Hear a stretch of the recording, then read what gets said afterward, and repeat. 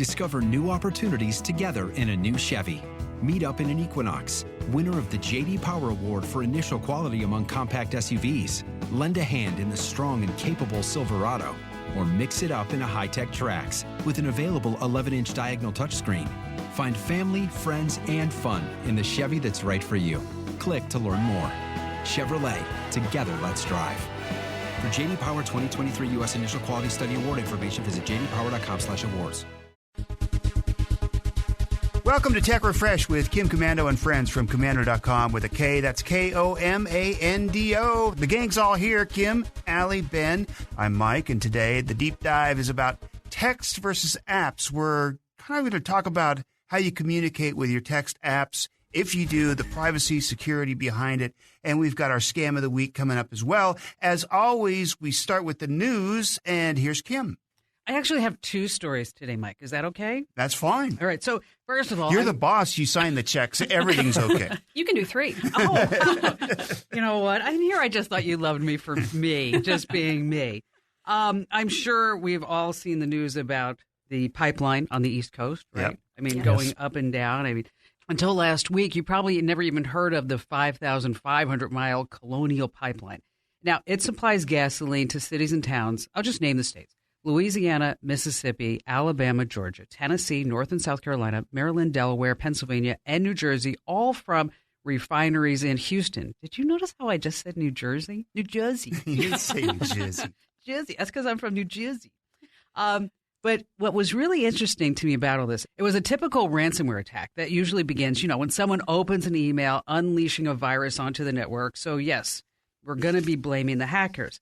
But it's really a reminder of the importance of just having some basic security, running the most up-to-date version of all your software. Of course, Apple makes updating your iPhone just painless. Windows, how many issues have we had so far this year, Ben? How many? For this week, even? Yes. So, well, yeah, it's Patch Tuesday this week. So we're still waiting to see what kind of problems are coming from that. We'll see if your printer works. Okay. But, some of these big corporations, they're running complex, potentially dangerous. Think about this. But it's a lot harder if you're a big company, right? I mean, you have complex computer systems, older versions of Windows. Maybe your software that's running everything is just tried and true and it does work. It was reliable, but upgrading it, it's just going to be a nightmare. And then the older code, that's also a security risk. But it brings up an even bigger issue. If the hackers can get into the pipeline, what if they get into the power grid, right? I mean, imagine just everything that would just go down in an instant. It would be worse than any type of natural disaster. And one more thing about this interesting to me is that one of the facets of this that you may not have thought of is that if a nation state attacks us, say the Twin Towers, it starts a war.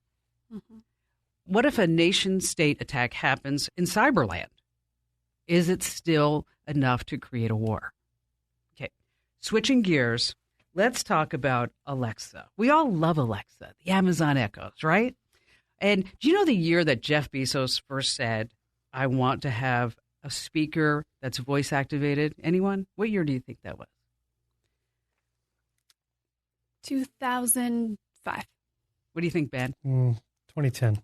Oh, you won. Nice. All right. I would, and Mike, I'm sorry, I didn't even get No, your I chance. would have said, I was thinking You were like gonna say 2003. No, I was thinking 2003. I was going to thought you were going to say, Earlier than I was 2003. totally with Ben. 2010, that was it. He said he wanted a $20 product that would be voice activated and with all this processing power that would be in the cloud using AWS, Amazon Web Services, of course. And then it became a huge hit. We all know Alexa can answer questions, order a pizza, get you an Uber. And they also have some new skills. I haven't tried this yet with my Echo. I have to get it out of the garage first because it's sitting on a shelf there. But there's a game called Escape the Garage. You have to correctly answer questions that Alexa asks while figuring out a way to escape. But who really is Alexa? Who is this person? Well, as it turns out, Alexa's real name is Nina. Well, at least that's what Brad Stone says because he wrote this whole book about Amazon. He said he hunted her down in Colorado. It's a voiceover artist by the name of Nina Roll. Now, Roll and Amazon, they don't say yes or no. But if you go over to Nina's website and you start listening to her, you know, Nina has kind of this soothing tone. Like, she's not going to hurt you. So does Alexa. She's got this soothing tone, right? She just wants to help you. So we decided to just play some samples and see if you can tell who is Alexa. First, let's hear from Alexa. The best mother in the world is Kim Commando, who, like Mary Poppins, is practically perfect in every way. Of course. Now, let's listen to Nina. There's a couple of different versions. So this is one of Nina doing a commercial, and see if you can hear the likeness. So Virtuo Next, I get the best cup of what coffee's meant to be. One Yeah. taste, and you'll discover Nespresso.com. What do you guys think? Yeah. I didn't think the commercial sounded like Alexa. Here's another quick ad. Xboxes, only $3.99 at Best Buy. Definitely. Yeah. Okay. So now I can hear it really when she does this is a narration part. So this is where I think there's a little bit different delivery. Listen. So, what is excess activity?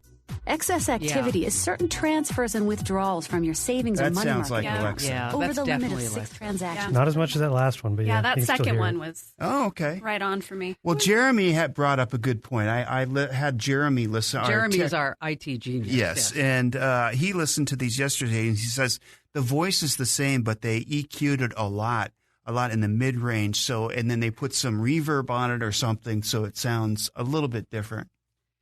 Yeah, it does. It does. But it's still that same soothing, happy tone. Wonder why they never asked me to be Alexa. Yeah, why not? They knew you were too busy. That's probably it. You know, Barry asked me the other day how to turn this damn thing off. The Amazon Echo Show, because I do have an Echo Show in the kitchen, because this way I can talk to my mother on her Echo Show. So he says, you know, how do you turn this off? I know it's listening.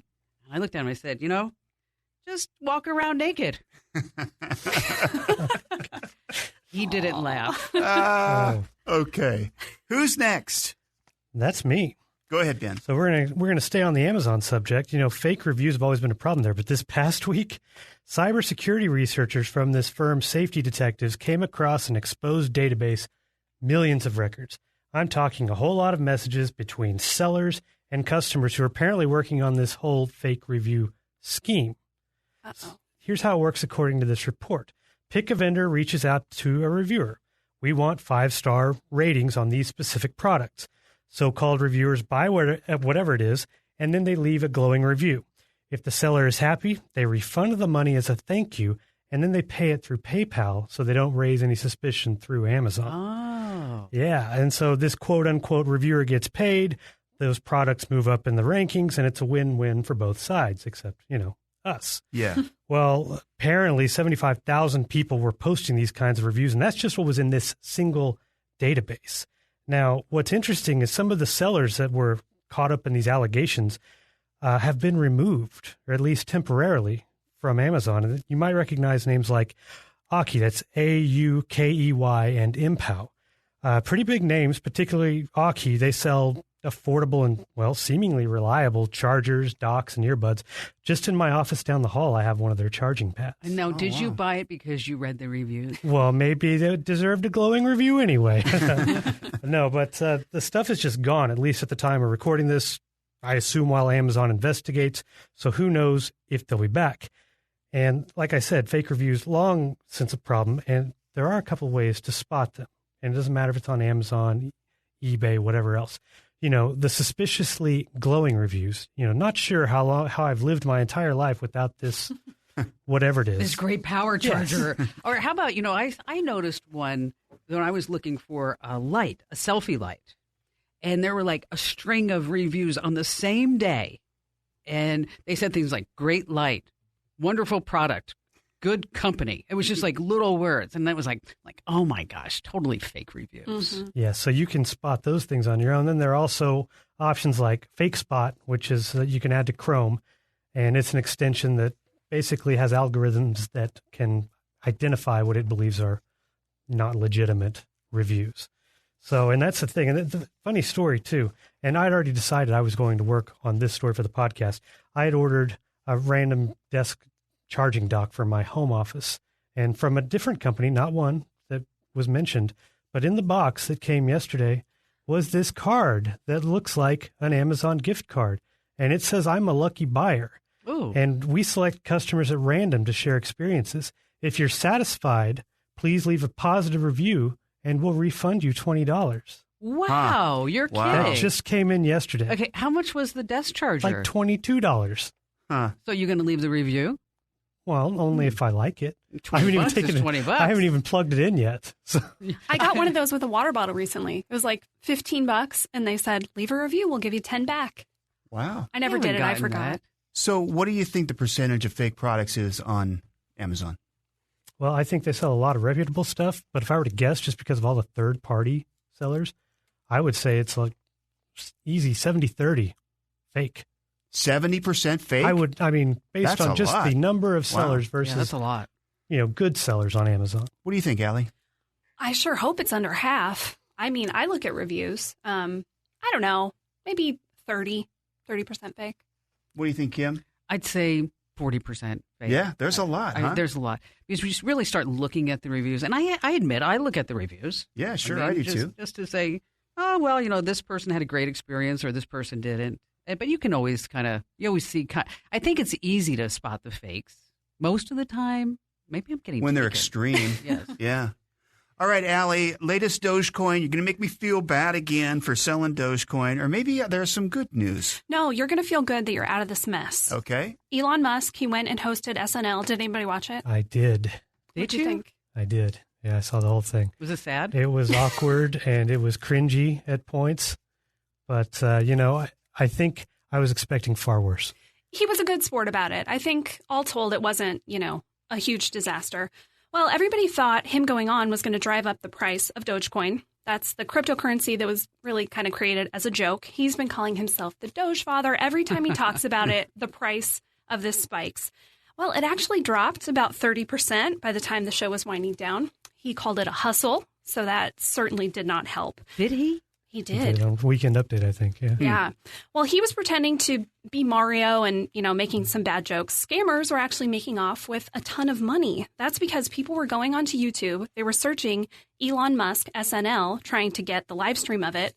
And they ended up on live streams that looked like they were hosted by NBC. You can see where this is going. They were not. And they had posts in there saying, Elon wants to give Dogecoin. He wants to drive the price up. So send your Dogecoin to this address, and we'll double it and send it back to you. Classic. Lots of people believed it. Scammers received about 9.7 million Dogecoin at the time, wow. worth about $5 million. So they just transferred it into the wallet so they couldn't get it back. Yes, indeed. You can't get it back once you transfer it. This was also going on Twitter. Scammers found about 20 unused Twitter accounts that were verified, and then they changed the names to have SNL in some way doing the same thing, saying, hey, Elon wants to give you some money. So all these people got tricked out of quite a bit of money. So be careful. No one is going to double your Dogecoin or any cryptocurrency. Oh, come on. Al. Yeah. Did we Boy. learn nothing from the Twitter Bringing the takeover of room 2020? We did not learn that's anything. awful. Can I tell you, Bob in Chicago listens to us on WLS, and he sent me a joke for the show because people are now sending me jokes. I love that. Now, this one I can't really use on the show, but I think I can use it on the podcast. Okay. And if it's really bad for the podcast, Mike, you can cut it out. But I think it's okay. All right, you ready? Ready. If Elon Musk and Bill Gates made Viagra, what would it be called? I'm not touching that one. Mm-mm. What? Elongate. All right. Thank you, Kim. And just ahead, well, if everybody's going to be traveling this summer, if you want to digitize your travel documents, we've got some great tips for you. Of course, we've got brand new or not true, and we're going to take a deep dive into texting apps. What kind do you use? What kind of apps are out there to use your phone's original text app? Also, privacy and security when you're texting. All coming up on Tech Refresh with Kim Komando and friends from Komando.com.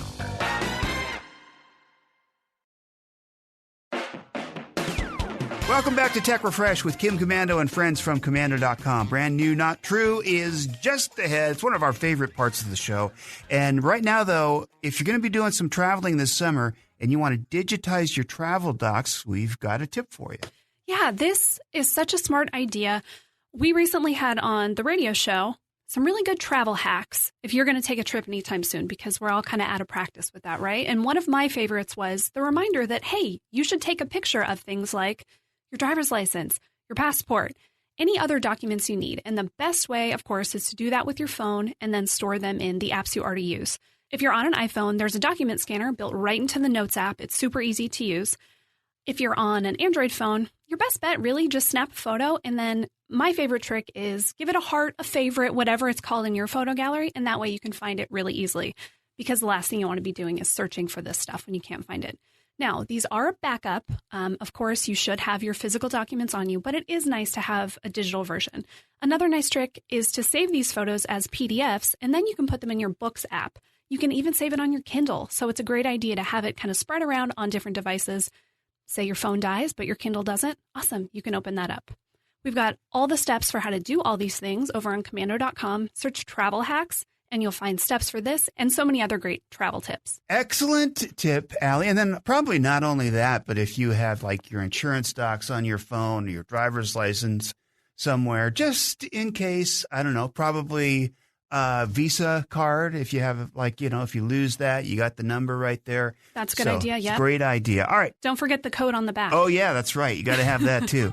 It's time now for America's newest national game show sensation, where you can play and guess, is it brand new or not true? Every week, literally thousands of new products, sites, and apps and services are announced in the technology world, some destined for greatness, others not so much. Oftentimes, the products sound so crazy, outlandish, and just ridiculous, you sit back and think, what were they thinking? Before you know it, tech just created a brand new millionaire. Now, when playing brand new or not true, we present you, the home listener, with 3 products, sites, or ideas. Now, it's up to you to decide which 2 of the 3 are fake and which one is real. An easy way to judge is the one that I think is real is usually fake. So that you got like you're down to a 50% chance after I make my guess. All right, Ben. That's me. All about audio. We're going to start. Plantronics has long made headsets popular for call centers and other office settings. Well, they recently rebranded under a new name, Poly, and released a new line of tech this spring, including a headset with a built-in call screener. The Voyager Focus 4 is a full-size noise-canceling headset that can be connected to a smartphone, computer, or both.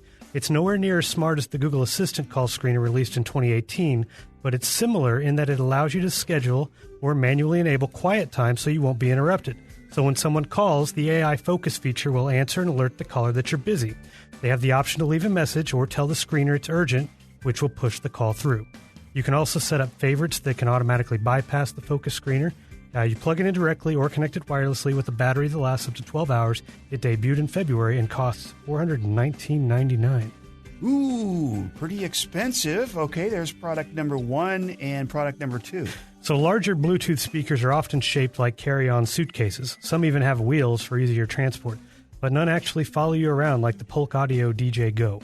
Just download the app, pair it, and set up the Follow Me mode. It's tethered to your phone via Bluetooth and tags along in conjunction with a series of cameras and sensors that can detect people and other obstacles. It works best on flat surfaces, but can get by on some uneven areas, obviously no stairs. Now, along with programmable LED lights that move with the music, there's also an optional microphone port for karaoke mode. The rechargeable battery lasts up to 6 hours and recharges in under 90 minutes. Now, it was actually released last year, but didn't get a lot of attention because, no one was really going anywhere. But now the DJ Go is ready for summer of 2021. Get it on Amazon for $269.99, but right now you can save 15% if you buy it through Polk Audio's website. Okay. Product number 3.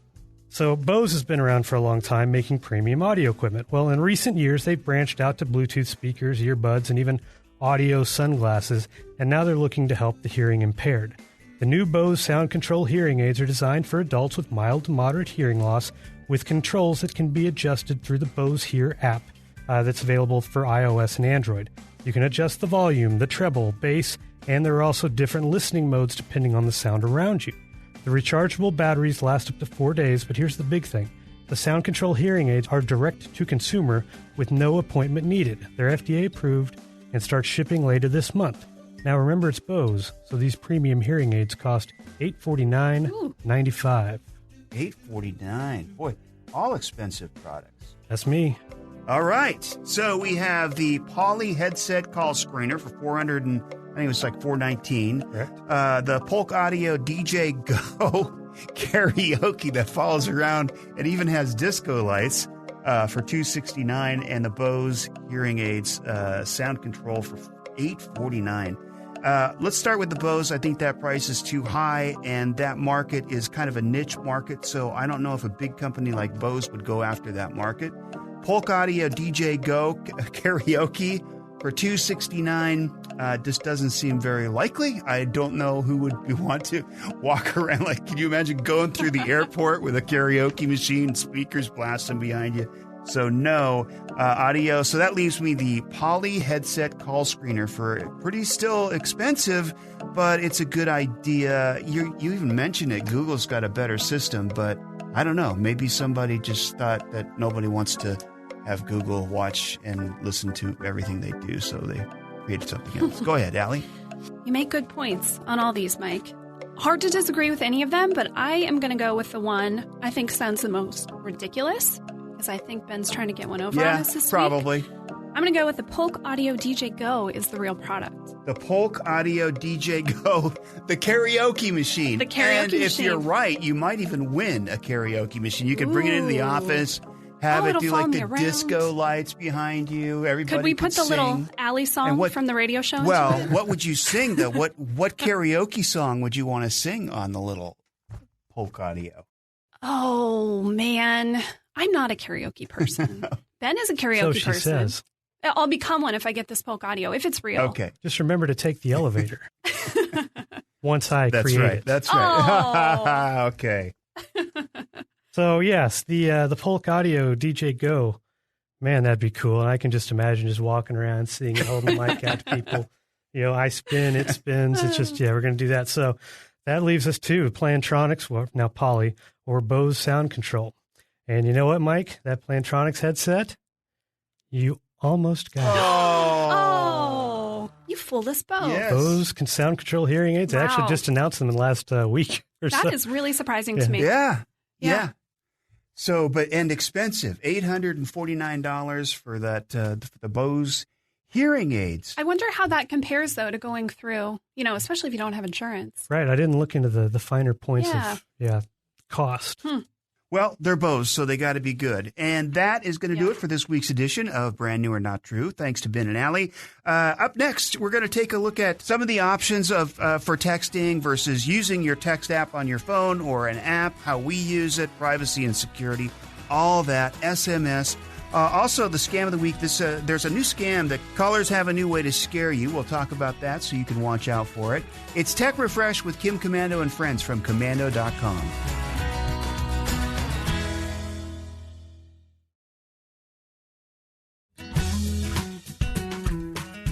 Welcome back to Tech Refresh with Kim Komando and friends from Komando.com. Every week we give you the inside scoop, what's going on in tech, so you're the source of tech information for your friends and family.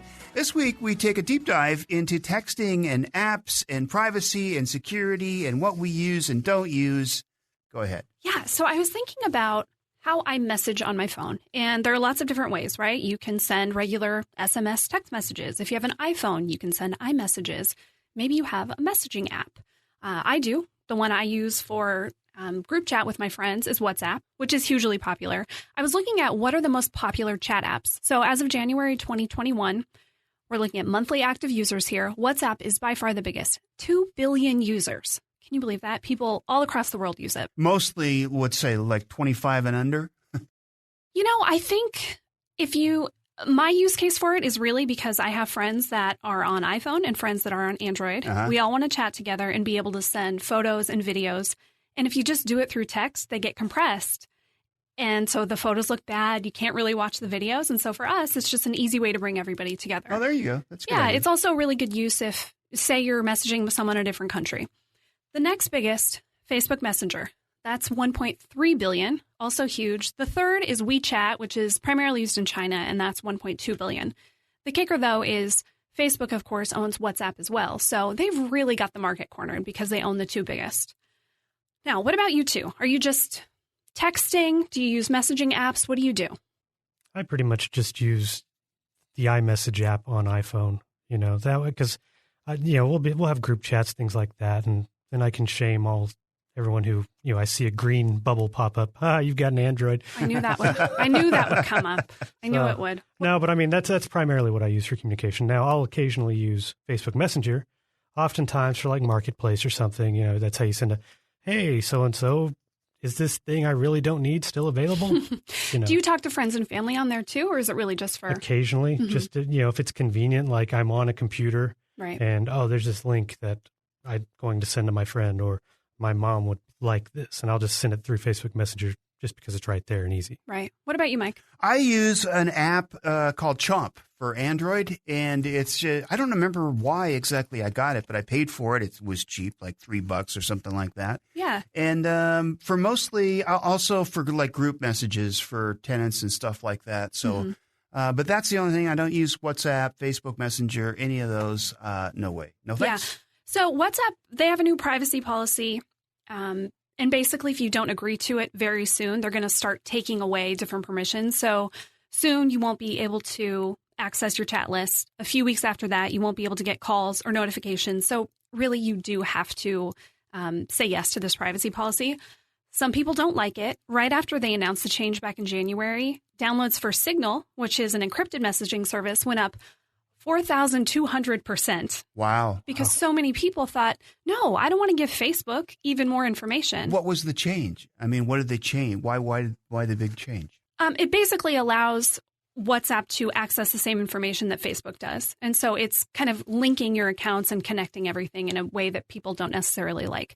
Now, WhatsApp is encrypted, but more and more people are moving away from that option and want to go to one like Signal that doesn't have any affiliation with Facebook or another big tech company like that.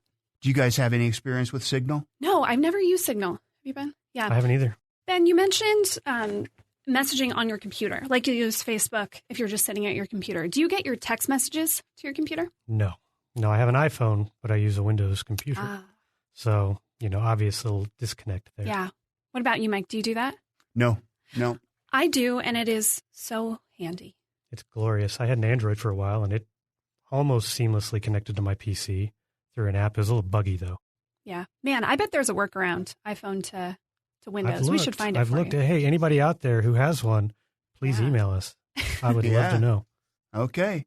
It's the Tech Refresh podcast with Kim Commando and friends. And one of the things we promise every week is to keep you from getting scammed. So every week we talk about a new scam that you need to watch out for. And this week it's about how scam callers have a new way to scare you. Yeah, so you've got these scammers who, for years have called. They'll pretend to be collectors for student loans, or they'll pretend to be IRS agents. Pay your back taxes now, or we're sending someone to arrest you. Oh, yeah, and they want to be paid in iTunes gift cards or some other ridiculous, thing. Well, in the last few days, the FTC issued a warning about scammers who are now calling, pretending to be with your local utility companies, whether it's gas, water, or electricity. Same kind of thing. They call and immediately try to scare you. So, you don't really give a lot of thought what's being said. And that's what they prey on.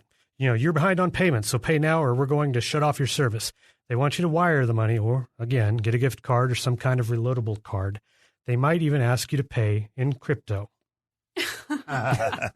Can you imagine that your power company taking crypto? Yeah, I mean, come on, we're not there yet with the utility companies, but regardless of what they're asking for, just remember it's a scam. Hang up. If they call back, don't answer, block the number. We've got the details at commando.com, including how to report the scam calls to the FTC. And if you're just not sure, seriously, still hang up and then call your utility company directly to see if there's a problem. Chances are there's not, but at least you'll have that peace of mind and all of your money. Just ahead, we've got a caller question. We've got a question from one of our listeners, which we really appreciate. And also, a woman is trading her way up from a single bobby pin to a house, just made her best deal ever. It's Tech Refresh with Kim Commando and friends from commando.com.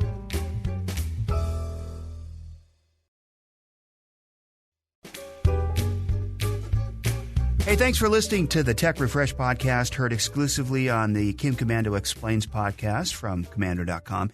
If you haven't already, make sure you click the subscribe button so you get this podcast delivered automatically every Friday with the Kim Komando Explains podcast. And also gets you the special feature that's released every Tuesday. This week about photos. Ben, Allie, Kim talk about photos, duplicates, how to back them up, just everything you've ever wanted to know about photos. It's on this podcast. To find it, just go to either Komando.com/podcast or on your podcast player. Look up Komando with a K, Komando,